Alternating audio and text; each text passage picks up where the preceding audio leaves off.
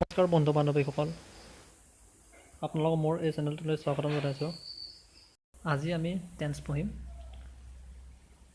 আমাৰ টেন্সৰ অসমীয়াৰ অৰ্থ হৈছে কাল। টেন্স ইংৰাজীত কেইটা? তিনিটা, যেনে present tense, past tense, future tense.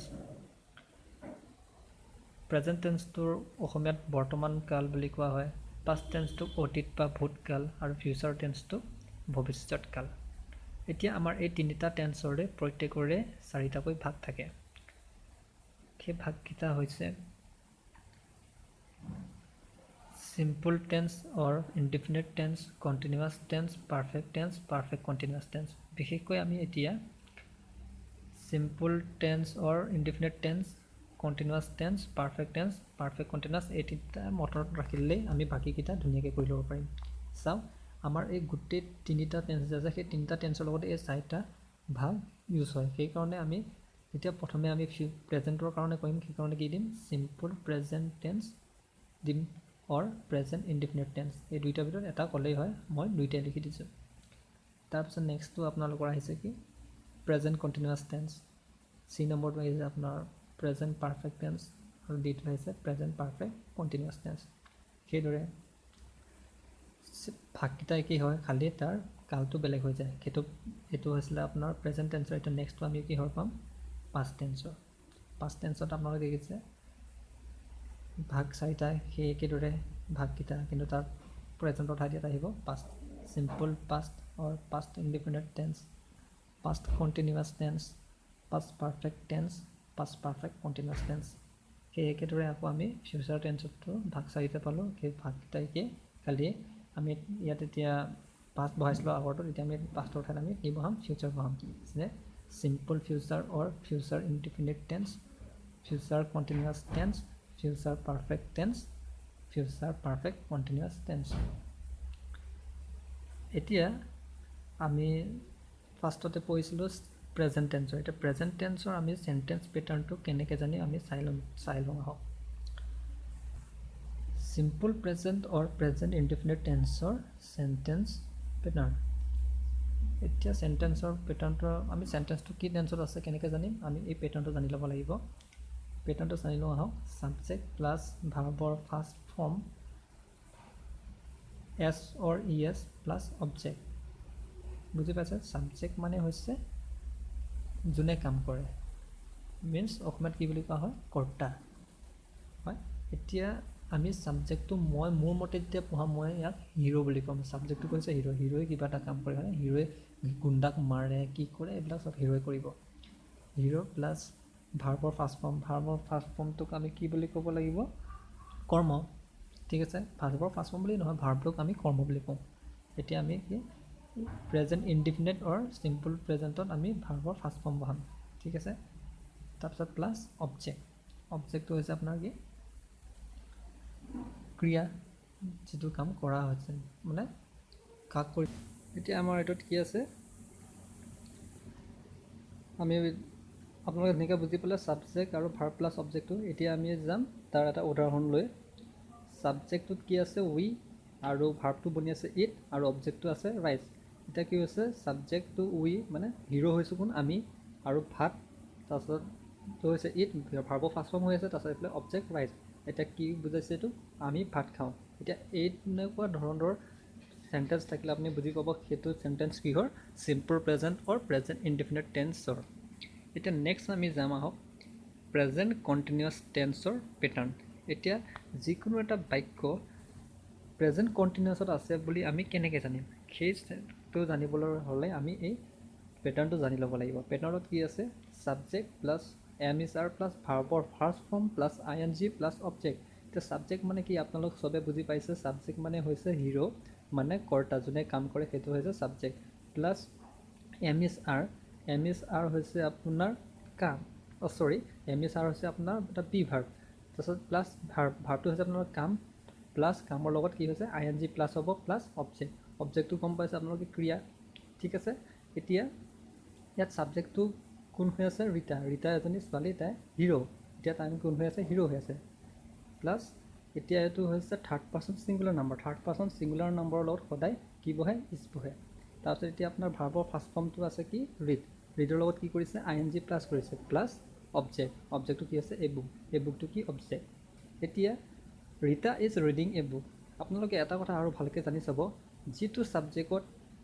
যিটো ভাৰ্বত ING প্লাছ থাকে সেইটো সদায় কণ্টিনিউৱাছ টেন্সৰে হ'ব ইয়াত এতিয়া প্ৰেজেণ্ট থকাৰ কাৰণে এইটো প্ৰেজেণ্ট কণ্টিনিউৱাছ যদি পাষ্টত থাকে তেতিয়া পাষ্ট কণ্টিনিউৱাছ ING যি থাকে তেতিয়া সেইটো পাষ্ট কণ্টিনিউৱাছ আৰু ফিউচাৰত তেনেকৈ ING থাকিব সেইটো ফিউচাৰ টেন্স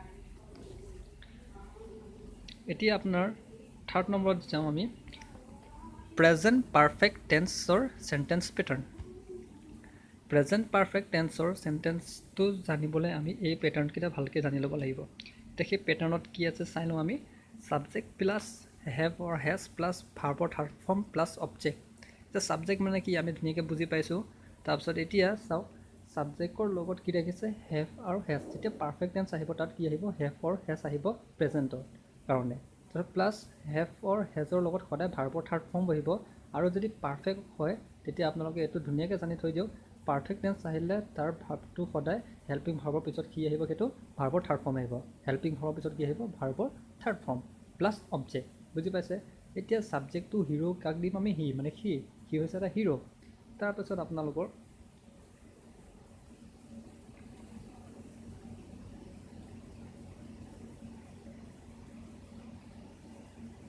হি হৈছে এটা হিৰো হেজটো আপোনাৰ কি হৈছে ভাৰ্বৰ এইটো পাৰফেক্ট হেজ থকাৰ কাৰণে আমি থাৰ্ড ফৰ্ম ছিংগুলাৰ লগত হেজ বহে সেইটো আমি জানো ধুনীয়াকৈ তাৰপিছত ডুৰ থাৰ্ড ফৰ্ম হৈছে ডান তাৰপিছত কি কৰে ইট মানে হি হেজ ডান ইট এতিয়া যেতিয়া ছাবজেক্ট প্লাছ হেভৰ হেজ প্লাছ ভাৰ্বৰ থাৰ্ড ফৰ্ম প্লাছ অবজেক্ট হোৱাৰ কাৰণে এইটো কি হৈ গ'ল এতিয়া প্ৰেজেণ্ট পাৰফেক্ট টেন্স এতিয়া প্ৰেজেণ্ট পাৰফেক্ট টেন্সটো আহিলে আপোনালোকে নিশ্চয় বুজি পাব ভালকৈ তাৰ পেটাৰ্ণটো উলিয়াই ল'ব পাৰিব ঠিক আছে এতিয়া আমি নেক্সট যাম প্ৰেজেণ্ট পাৰফেক্ট কণ্টিনিউৱাছ টেন্স এতিয়া প্ৰেজেণ্ট পাৰফেক্ট কণ্টিনিউৱাছ টেন্সৰ চেণ্টেন্সটো কেনেকৈ আমি চিনি পাম তাক চিনি পাবলৈ আমি এই পেটাৰ্ণটো ভালকৈ জানি ল'ব লাগিব এই পেটাৰ্ণটোত কি আছে আমি ভালকৈ চাই লওঁ আহক কি আছে subject plus have or has plus been plus ভাৰ্বৰ first form plus ING plus object plus since or for plus time এতিয়া কি আছে চাওক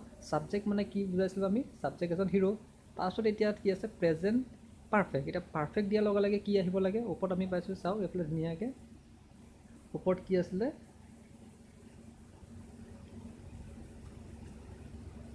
ওপৰত আছিলে পাৰফেক্ট থকাৰ কাৰণে আমি কি দিছিলোঁ এইফালে পাৰফেক্ট থকাৰ কাৰণে আমি কি দিছিলোঁ হেভ বা হেজ কিবা এটা বহে ঠিক আছে এতিয়া থাৰ্ড পাৰ্চন ছিংগুলাৰ নম্বৰৰ লগত সদায় হেজ বহে চ' ইয়াত আমি কি দিলোঁ থাৰ্ড পাৰ্চন ছিংগুলাৰ নম্বৰৰ লগত সদায় হেজ বহে কাৰণে হেজ দিলোঁ ঠিক আছে তাৰপিছত প্লাছ এতিয়া পাৰফেক্ট বুলি কোৱাৰ লগে লগে হেভ আৰু হেজৰ পিছত কি আহিব পাৰফেক্ট টেন্সত সদায় ভাৰ্বৰ থাৰ্ড ফৰ্ম হ'ব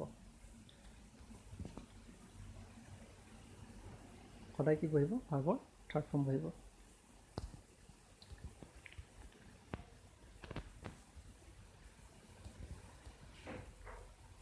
ঠিক আছে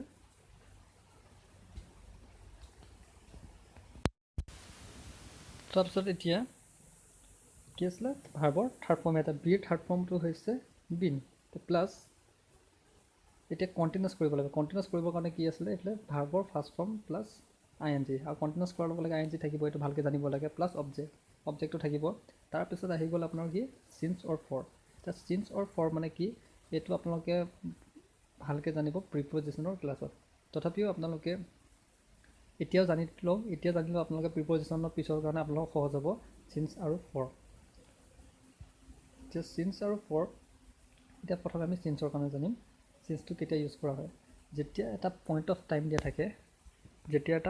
টাইম দিয়া থাকে তেতিয়া চিন্সটো ইউজ কৰা হয় যেনে আপোনাৰ কিবা এটা কাম কৰিছোঁ যেনে আপোনাৰ মই 2টা বজাৰ পৰা এতিয়ালৈ লিখি আছোঁ কেইটা বজাৰ পৰা লিখি আছে 2টা বজাৰ পৰা চ' এইটো কি আহিব তেনেকুৱা টাইমৰ আগত সদায় চিন্স আহিব ঠিক আছে আৰু ফৰ কেতিয়া আহিব ফৰ যেতিয়া আমি কোনো এটা কাম কৰিম ঠিক আছে মানে ইমান টাইমলৈকে কৰি আছে কোনো এটা পইণ্ট অফ টাইম নাথাকিব তাৰ কামটো কৰিব কেতিয়ালৈকে কৰিব সেইটো থাকিব কিন্তু তাৰ পইণ্ট অফ টাইমটো দিয়া নাথাকিব তেতিয়া তেনেকুৱা টাইমৰ আগত সদায় ফৰ আহিব যেনে আমি ইয়াত এক্সাম্পল দিছোঁ আপোনালোকে ধুনীয়াকৈ চাই ল'ব এতিয়া আমি গোটেই পেটাৰ্ণটো সহায় এইটো মিলিছে নে নাই চাই লওক এক্সাম্পলটো ছাবজেক্ট হি আছে কিৰ লগত সদায় কি আহিব হেজ আহিব হেজৰ ভিতৰত হেজ তাৰপিছত বিন দিলোঁ বি থাৰ্ড ফৰ্ম পাৰফেক্টৰ কাৰণে তাৰপিছত কণ্টিনিউৱাছ ৱৰ্কৰ লগত ING মিনছ ভাৰ্বৰ ফাৰ্ষ্ট ফৰ্মৰ লগত ING দিলোঁ তাৰপিছত ইন দিছ অফিচটো হৈছে অবজেক্ট তাৰপিছত এতিয়া নেক্সট মান্থ আছে মানে ইয়াত পইণ্ট অফ টাইম দিয়া নাই কিন্তু নেক্সট মান্থলৈকে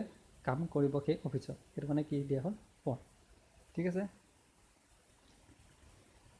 আছে আজিলৈ আমি ক্লাছটো ইমানতে সামৰণি মাৰিছোঁ আমি নেক্সট কাইলৈ পাষ্ট টেন্সৰ কাৰণে পঢ়িম যদি আপোনালোকে মোৰ চেনেলটো ভাল পাইছে আৰু মোৰ ক্লাছটো কৰি যদি আপোনালোকে ভাল পাইছে তেন্তে হ'লে লাইক কৰিব শ্বেয়াৰ কৰিব আৰু ছাবস্ক্ৰাইব কৰিব নাপাহৰিব থেংকছ ফৰ ৱাচিং মাই চেনেল বাই বাই